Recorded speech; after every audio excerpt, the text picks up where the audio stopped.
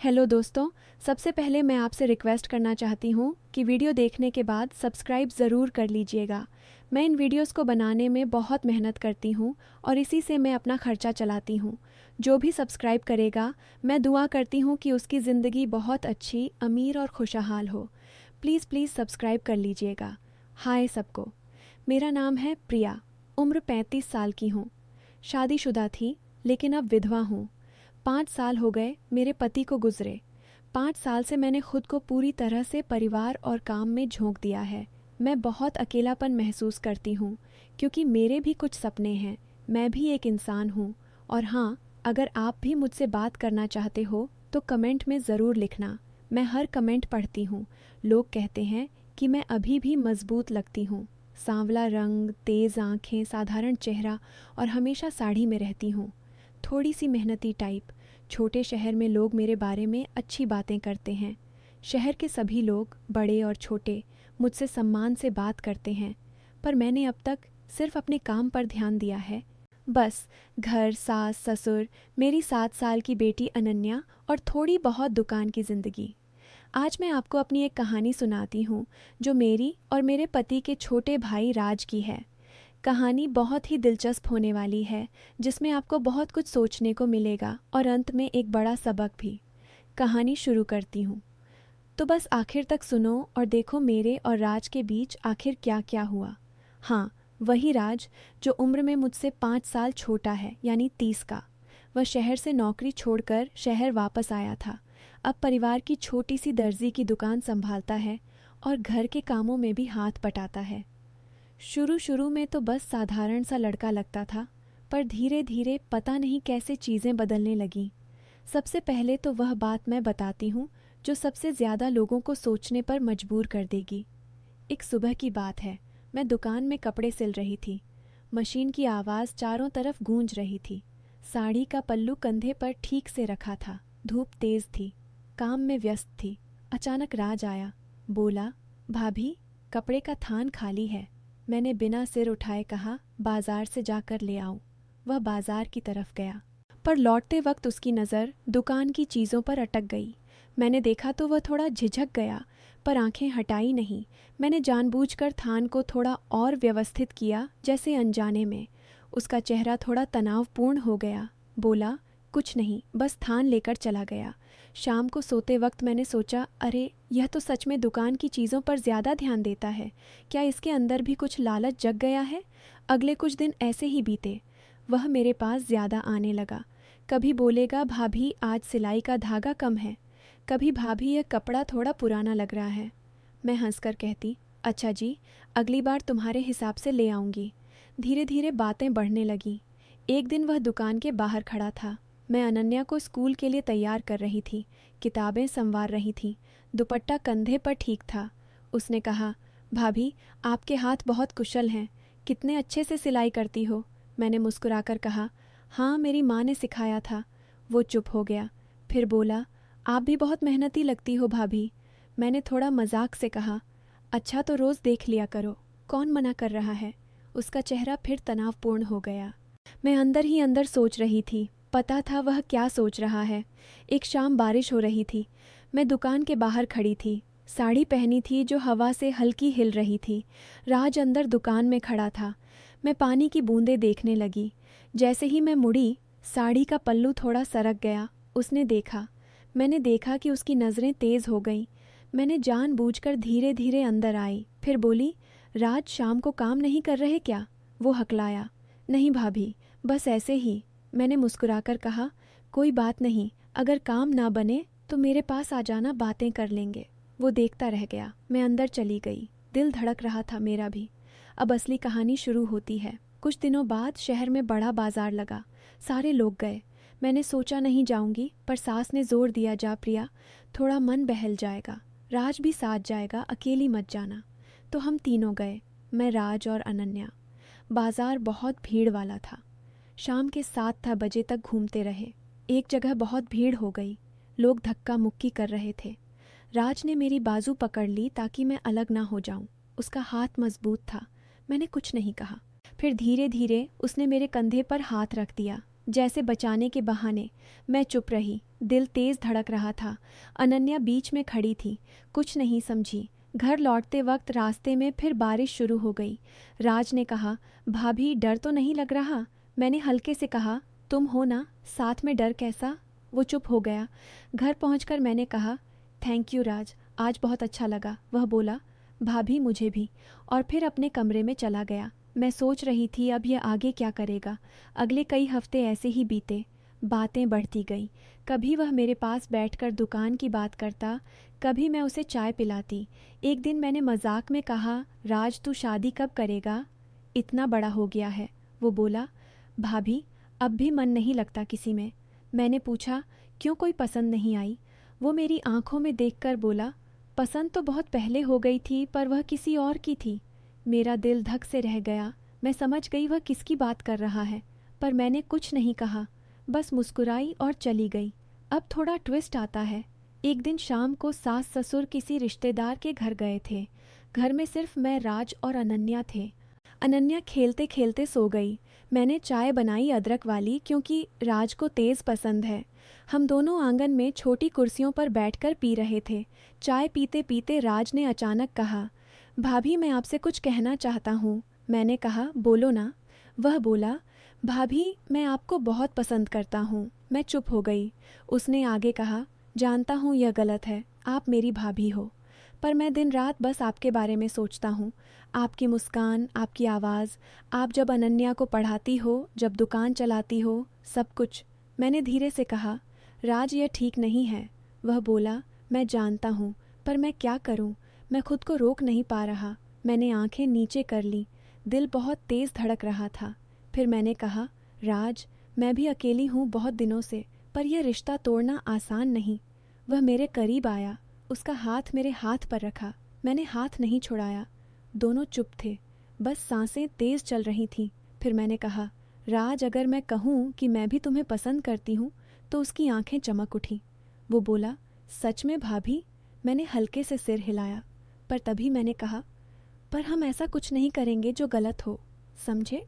वो बोला, भाभी मैं बस आपका साथ चाहता हूँ, बस आपकी खुशी। मैंने मुस्कुराकर कहा, तो फिर साथ रहेंगे जैसे भी हो सके, पर बिना किसी गलत काम के। वो थोड़ा निराश हुआ, पर फिर बोला, ठीक है भाभी, आप जैसा कहें। फिर एक और शाम की बात है। घर में सिर्फ मैं और राज थे। सास ससुर पड़ोस में गए हुए थे। रात के करीब 8:30 बजे का वक्त था। मैंने चाय बनाई थी इलायची वाली। हम दोनों आंगन में बैठकर पी रहे थे, क्योंकि सोफे पर तो सास पास बैठती हैं। चाय पीते पीते राज ने कहा, भाभी आपकी बनाई चाय में आज कुछ अलग सा स्वाद है। मैंने हल्के से मुस्कुराकर पूछा, अच्छा क्या लग रहा है? वो थोड़ा शर्माया, फिर बोला, पता नहीं, जैसे किसी ने बहुत ध्यान से बनाई हो। मैं हंस पड़ी, अरे ध्यान से तो रोज़ बनाती हूँ, बस आज तुम्हारे लिए थोड़ा ज़्यादा सोचा। वो मेरी तरफ देखने लगा। उसकी आंखों में कुछ ऐसा था जैसे वह मेरे चेहरे को पूरा समझना चाहता हो। मैंने नज़रें मिलाईं और फिर झट से नीचे देख लिया। दिल की धड़कन तेज़ हो गई थी। चाय ख़त्म होने के बाद मैं बर्तन साफ़ करने लगी। वो मेरे पीछे पीछे किचन तक आ गया, खड़ा होकर देखने लगा। मैंने कहा, क्या देख रहे हो? जाओ अपना काम करो। वो मुस्कुराया और बोला, भाभी आप बर्तन साफ़ करते वक्त भी कितनी सुलझी हुई लगती हो। मैं थोड़ी चौंकी। पानी के छींटे मेरी साड़ी पर लग रहे थे। पल्लू ठीक से रखा था। मैंने जानबूझकर ज़्यादा ध्यान से बर्तन साफ़ किए ताकि वह और देखे। फिर हल्के से कहा, अच्छा जी, तो अब क्या करूं? और काम करूं? वो हड़बड़ा गया। ना नहीं भाभी, ऐसा मत कहो। मैं हंसकर बोली, अरे मजाक कर रही हूँ, इतना घबरा क्यों रहे हो? पर उसके चेहरे पर वो तनाव, वो नज़रें जो बार बार मेरी मेहनत, मेरे काम, मेरे फैसलों पर जा रही थी। वह सब बता रहा था कि उसका मन कहीं और है। बर्तन साफ करके मैं बाहर आई। शाम का समय था। शहर शांत था। आंगन में हल्की रोशनी थी। मैंने कुर्सी पर बैठते हुए कहा, राज थोड़ी देर बाहर बैठते हैं, बहुत दिनों से शाम नहीं देखी। उसने तुरंत हाँ में सिर हिलाया। हम दोनों आंगन में बैठ गए। मैंने साड़ी का पल्लू कंधे पर ठीक किया, पर वह ठीक ही था। राज पास में बैठा था, इतना पास कि उसकी सांसें मुझे महसूस हो रही थीं। काफ़ी देर चुपचाप बैठे रहे। फिर राज ने धीरे से कहा, भाभी क्या मैं आपसे सच कहूँ? मैंने कहा, बोलो ना। वो थोड़ा रुका, फिर बोला, भाभी, जब से भैया गए हैं मैं दिन रात बस आपके बारे में सोचता हूँ। आपकी हर छोटी छोटी बात, आप जब अनन्या को गोद में लेकर हंसती हो, जब दुकान में काम करती हो, जब रात को अकेले बैठी सोचती हो, सब कुछ। मुझे लगता है कि मैं पागल हो गया हूँ। मैं चुप रही। मेरा गला सूख रहा था। फिर मैंने धीरे से कहा, राज, मैं भी अकेली हूँ, बहुत अकेली। कभी कभी रात को नींद नहीं आती। सोचती हूँ कि कोई हो जो बस मेरे पास बैठ जाए, मेरी बातें सुने। पर यह जो तुम कह रहे हो, ये बहुत भारी है। वह मेरी तरफ मुड़ा। उसके हाथ मेरे हाथ के पास थे। उसने हिम्मत करके मेरी उंगलियां छू ली। मैंने हाथ नहीं छुड़ाया, बस थोड़ा कसकर पकड़ लिया। काफ़ी देर तक हम ऐसे ही बैठे रहे, हाथ में हाथ, चुपचाप, बस शाम की रोशनी और हमारी सांसों की आवाज़। फिर मैंने कहा, राज, आज के बाद हम यह सब भूल जाएंगे। ये बस एक शाम की बात है, कल से सब पहले जैसा रहेगा। ठीक है। वह थोड़ा दुखी हुआ, पर सिर हिला दिया। जैसा आप कहें भाभी। पर अगले दिन से चीज़ें पहले जैसी नहीं रहीं। वह पहले से ज़्यादा मेरे पास आने लगा। सुबह जब मैं रसोई में जाती, वह चुपचाप खड़ा देखता। जब मैं अनन्या को स्कूल भेजती, वह बैग उठाने में मदद करता। जब मैं दुकान में बैठती, वह पीछे से आकर पूछता, भाभी आज क्या सिलना है, मैं काट दूँ। धीरे धीरे घर के लोग भी नोटिस करने लगे। सास ने एक दिन कहा, राज अब बहुत जिम्मेदार हो गया है, प्रिया की इतनी मदद करता है, अच्छा लड़का है। मैंने बस मुस्कुरा दिया, पर अंदर से कुछ डर भी लग रहा था। फिर एक दिन बात और आगे बढ़ी। मेरा जन्मदिन था। किसी को याद नहीं था, सिर्फ राज को याद था। उसने सुबह सुबह एक छोटा सा गिफ्ट लाकर रख दिया। बाहर से नहीं, घर में ही बनवाया था किसी से। और एक छोटी सी किताब लाया, प्रेरणा वाली। मैंने कहा, यह सब कहाँ से? वह बोला, भाभी, आपकी खुशी के लिए जन्मदिन मुबारक। मैंने गिफ्ट खोला। उसने मुझे दिया। उसकी उंगली मेरे हाथ को छू गई। एक पल के लिए समय रुक गया। हम दोनों एक दूसरे की आंखों में देखते रहे। फिर मैंने धीरे से कहा, राज, ये बहुत खतरनाक खेल है। हम दोनों को बहुत जल्दी समझना होगा कि हमें रुकना है। वह बोला, भाभी, मैं रुक सकता हूँ, बस आप कह दो। पर अगर आप भी मेरे बारे में थोड़ा सा भी सोचती हो तो मुझे बताओ। मैं इंतज़ार कर लूँगा ज़िंदगी भर। उस दिन मैंने कुछ नहीं कहा, बस चुपचाप कमरे में चली गई। शाम को बहुत सोचती रही कि यह सब सही है या गलत। मेरी बेटी का भविष्य, परिवार की इज्जत, सब दांव पर था। मैंने खुद से कहा, प्रिया, तू क्या कर रही है? तेरे पति की याद है, तेरी बेटी की माँ है तू। फिर धीरे धीरे मैंने फैसला किया। कई रातें सोचने के बाद मैंने राज को बुलाया। कहा, राज, मैं तुम्हारी शादी करवाऊंगी। तुम्हें एक अच्छी पत्नी लानी है। मैं तुम्हारी भाभी रहूंगी, तुम्हारी बड़ी बहन जैसी, पर इससे आगे नहीं। यह हमारा रिश्ता पवित्र रहेगा। वह रो पड़ा, बहुत रोया।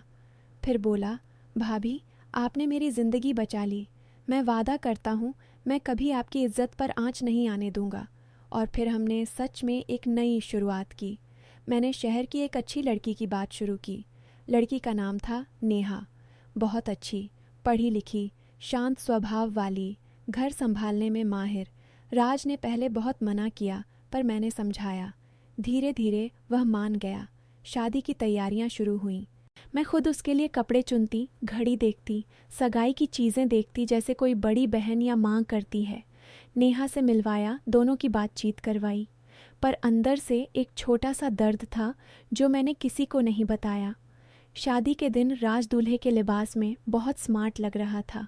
मैंने उसे आशीर्वाद दिया, उसके माथे पर हाथ रखकर कहा, हमेशा खुश रहना बेटा, तुम्हारी खुशी मेरी खुशी है।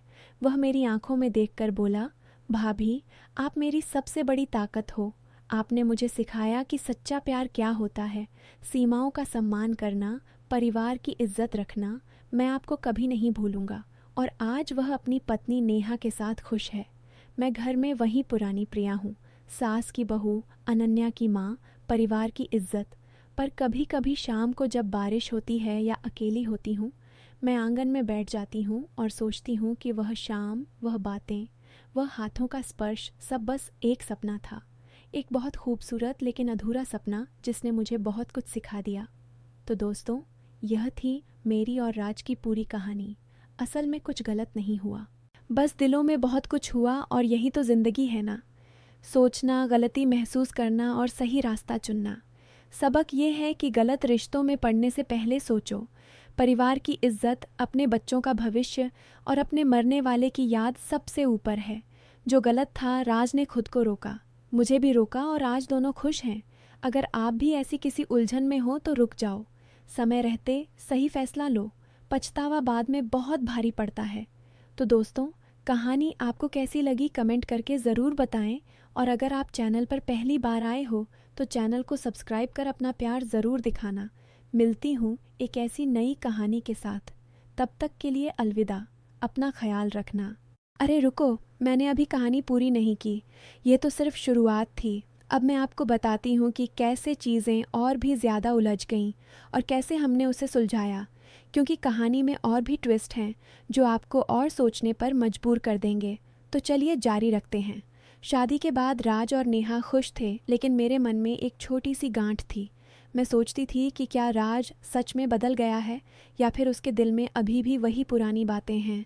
लेकिन मैंने खुद को समझाया कि अब सब ठीक है, परिवार एक है, दुकान चल रही है, अनन्या बड़ी हो रही है। लेकिन एक दिन कुछ ऐसा हुआ जो सब कुछ बदल देता। एक सुबह दुकान में मैं हिसाब किताब देख रही थी। पिछले महीने का खाता खोलकर देखा तो पाया कि कुछ पैसे कम हैं, लगभग 5,000 रुपये गायब थे। मैंने सोचा शायद मेरी गलती है। दोबारा गिनी, फिर भी कम। मेरा दिल धक से रह गया। मैंने राज को बुलाया, बोली, राज यह हिसाब देखो, पैसे कम क्यों हैं? वह थोड़ा घबरा गया, बोला, भाभी पता नहीं, शायद किसी ग्राहक ने कम दिए हों। मैंने कहा, नहीं, मैं खुद देखती हूँ, तुम तो सिर्फ मदद करते हो। वह चुप हो गया, लेकिन उसकी आंखों में कुछ था। मैंने चुपचाप छोड़ दिया, लेकिन मन में शक का बीज पड़ गया। अगले दिनों मैंने गौर किया, राज दुकान में ज़्यादा समय बिताने लगा। कभी ग्राहकों से बात करता, कभी कपड़े काटता। लेकिन शाम को जब मैं हिसाब देखती तो छोटी छोटी रकम कम होती, कभी 200, कभी 500। मैंने सोचा यह क्या हो रहा है? क्या राज पैसों की वजह से ऐसा कर रहा है? शादी के बाद नेहा के लिए ज़्यादा खर्च या कुछ और? मैंने खुद से कहा, प्रिया शक मत कर, वह तेरा देवर है। लेकिन शक बढ़ता गया। एक दिन मैंने जानबूझकर दुकान में कैश बॉक्स में ज़्यादा पैसे रखे और बाहर चली गई अनन्या को स्कूल से लाने। जब लौटी तो राज वहाँ था। मैंने बॉक्स खोला, 1,000 रुपये कम थे। मेरा दिल टूट गया। मैंने राज से कहा, राज सच बताओ, ये पैसे कहाँ जाते हैं? वह पहले मना करता रहा। बोला, भाभी मैंने नहीं लिया। लेकिन मैंने उसकी आंखों में देखा, वह झूठ बोल रहा था। फिर मैंने कहा, राज अगर तुम नहीं बताओगे तो मैं सास ससुर को बताऊंगी। वह रो पड़ा, बोला, भाभी माफ़ कर दो, मैंने नेहा के लिए कुछ चीज़ें खरीदी थीं। शादी के बाद खर्च ज़्यादा हो गए। मैंने सोचा दुकान से थोड़ा ले लूं, बाद में लौट आ दूंगा, लेकिन फिर आदत पड़ गई। मैं चुप रही। मन में गुस्सा था लेकिन दर्द भी। मैंने कहा, राज यह चोरी है, परिवार में ऐसा नहीं चलता, तुमने विश्वास तोड़ा है। वह और रोया, बोला, भाभी मुझे पता है गलत किया, लेकिन मैं लौट आ दूंगा, प्लीज़ किसी को मत बताना। मैंने सोचा, फिर कहा, ठीक है, लेकिन अब से तुम दुकान में हिसाब खुद रखोगे और हर शाम मुझे दिखाओगे, और जो लिया है महीने भर में लौटाओ। वह मान गया, लेकिन यह सिर्फ शुरुआत थी। अगले हफ्तों में राज बदलने लगा। वह सुबह जल्दी आता, काम करता, हिसाब साफ रखता। लेकिन एक दिन फिर वही, पैसे कम। मैंने पूछा। इस बार वह बोला, भाभी सच में नहीं लिया। मैंने जांच की, पता चला एक ग्राहक ने उधार लिया था और राज ने लिखा नहीं था। मैंने माफ़ी मांगी, बोली, सॉरी राज, मैंने शक किया। वह बोला, भाभी कोई बात नहीं, लेकिन अब से हम साथ मिलकर हिसाब रखेंगे। धीरे धीरे हमारा रिश्ता मजबूत हुआ। राज ने पैसा लौटाया, नेहा को सब बताया। नेहा ने कहा, भाभी शुक्रिया जो आपने राज को समझाया, अब वह घर में भी जिम्मेदार हो गया है। मैंने देखा कि राज बदल गया। वह अब लालच से दूर था, परिवार की इज्जत समझता था। एक दिन शाम को हम आंगन में बैठे थे। राज ने कहा, भाभी आपने मुझे गलती से बचाया, अगर आप ना होती तो मैं और गलत रास्ते पर चला जाता। मैंने मुस्कुराकर कहा, राज परिवार यही तो है, एक दूसरे को संभालना। अब सब ठीक है। और इस तरह कहानी का अंत हुआ, लेकिन सबक बहुत बड़ा था। तो दोस्तों, अब मैं पूरी कहानी सुना चुकी हूँ। अब समझ आया ना कि कैसे छोटी गलतियाँ बड़ी मुसीबत बन जाती हैं, लेकिन समय पर सुधार से सब ठीक हो जाता है। रुको, अभी और है, क्योंकि जीवन में ऐसे मोड़ आते हैं जहां हमें और परीक्षा देनी पड़ती है। तो सुनो क्या हुआ आगे। कुछ महीने बाद शहर में एक बड़ा ऑर्डर आया, एक स्कूल के लिए यूनिफॉर्म सिलने का, हज़ारों रुपये का काम। मैंने राज से कहा, यह हमारा बड़ा मौका है, साथ मिलकर करेंगे। वह खुश हुआ। हम रात दिन काम करते, लेकिन बीच में एक समस्या आई। कपड़े के सप्लायर ने ज़्यादा पैसे मांगे। राज ने कहा, भाभी मैं बात करता हूँ। वह गया और सस्ते में ले आया। मैंने पूछा, कैसे? बोला, भाभी मेरी जान पहचान है। लेकिन बाद में पता चला कि कपड़ा घटिया था। स्कूल ने शिकायत की। मैंने राज से पूछा। वह बोला, भाभी गलती हो गई, मैंने सस्ता लिया ताकि मुनाफा ज़्यादा हो। मेरा दिल फिर टूटा। मैंने कहा, राज यह धोखा है, ग्राहक का विश्वास खो देंगे। वह शर्मिंदा हुआ, बोला, भाभी लालच में आ गया, माफ़ कर दो। मैंने कहा, अब सुधारो, हम नया कपड़ा लाकर बदलेंगे, अपना घाटा सहेंगे। राज ने वैसा ही किया। हमने माफ़ी मांगी। स्कूल ने समझा, लेकिन राज ने सीख ली। वह बोला, भाभी अब कभी लालच नहीं करूँगा, ईमानदारी से काम करूँगा। और सच में वह बदल गया। दुकान अब अच्छी चल रही है, परिवार खुश है, अनन्या को अच्छी पढ़ाई मिल रही है। तो दोस्तों, देखा ना कैसे लालच इंसान को गलत रास्ते पर ले जाता है, लेकिन पछतावा और सुधार से सब ठीक हो जाता है। मॉरल ये है कि परिवार में विश्वास और ईमानदारी सबसे बड़ी है। लालच से बचो, गलती होने पर माफ़ी मांगो और बदलो, जीवन खुशहाल हो जाएगा। अब कहानी और गहरी हो जाती है, क्योंकि एक बार लालच की आदत पड़ जाए तो निकलना मुश्किल होता है। लेकिन राज ने कोशिश की। एक दिन नेहा बीमार हो गई। डॉक्टर ने कहा, ऑपरेशन की ज़रूरत है, 50,000 रुपये लगेंगे। राज घबरा गया, बोला, भाभी कहाँ से लाऊं? मैंने कहा, दुकान से थोड़ा ले लो, बाद में लौटा देना। लेकिन राज ने मना कर दिया। बोला, भाभी नहीं, मैंने सीख ली है, मैं मेहनत से कमाऊंगा। वह अतिरिक्त काम करने लगा, रात को सिलाई करता। मैंने मदद की, हमने पैसे जमा किए। नेहा ठीक हो गई। राज ने कहा, भाभी आपकी वजह से मैं सही रास्ते पर हूँ। अगर पहले की तरह लालच करता तो सब बर्बाद हो जाता। मैंने मुस्कुराकर कहा, राज तुमने खुद को बदला, मैं तो सिर्फ साथ दी। अब हमारा परिवार और मजबूत हो गया है। सास ससुर खुश हैं। अनन्या राज को मामा कहकर खेलती है। दुकान अब बड़ा नाम कमा रही है। तो दोस्तों, ये पूरी कहानी थी। कितने उतार चढ़ाव आए, लेकिन अंत अच्छा हुआ। सबक ये है कि गलतियां हर कोई करता है, लेकिन उन्हें मानना, पछताना और बदलना ही सच्ची जीत है। लालच, झूठ, विश्वासघात से बचो, परिवार और ईमानदारी को सबसे ऊपर रखो। अगर तुम भी ऐसी गलती कर रहे हो तो रुक जाओ, सुधार लो, जीवन बेहतर बनेगा। कहानी कैसी लगी कमेंट में बताओ और सब्सक्राइब ज़रूर करो। मिलते हैं अगली कहानी में। अलविदा। अरे मैंने और डिटेल्स भूल गई। चलिए बताती हूँ कैसे राज की गलती की वजह से एक बड़ा संकट आया। एक बार दुकान में आग लगने वाली थी। राज ने गलती से मशीन ऑन छोड़ दी थी, लेकिन मैंने समय पर देख लिया। राज ने माफ़ी मांगी, बोला, भाभी लापरवाही की। मैंने कहा, कोई बात नहीं, लेकिन सावधान रहो। उसने सीख ली। अब वह हर काम ध्यान से करता है। नेहा भी दुकान में मदद करती है। हम सब मिलकर काम करते हैं। अनन्या को देखकर खुशी होती है। वह कहती है, माँ मैं बड़ी होकर दुकान संभालूंगी। मैं हंसती हूँ, कहती हूँ, बेटी पढ़ाई करो, जीवन में ईमानदारी से आगे बढ़ो। राज अब गांव में उदाहरण है। लोग कहते हैं, देखो राज कैसे बदल गया। पहले लालची था, अब मेहनती। वह खुद कहता है भाभी की वजह से, लेकिन मैं कहती हूँ तेरी अपनी मेहनत से। तो दोस्तों, देखा ना बदलाव कैसे आता है। गलती से सीखो, पछताओ, बदलो, यही जीवन का सार है। और भी बहुत कुछ हुआ। जैसे एक दिन राज को बड़ा ऑफर मिला शहर की बड़ी कंपनी से, लेकिन उसने मना कर दिया। बोला, भाभी परिवार छोड़कर नहीं जाऊंगा।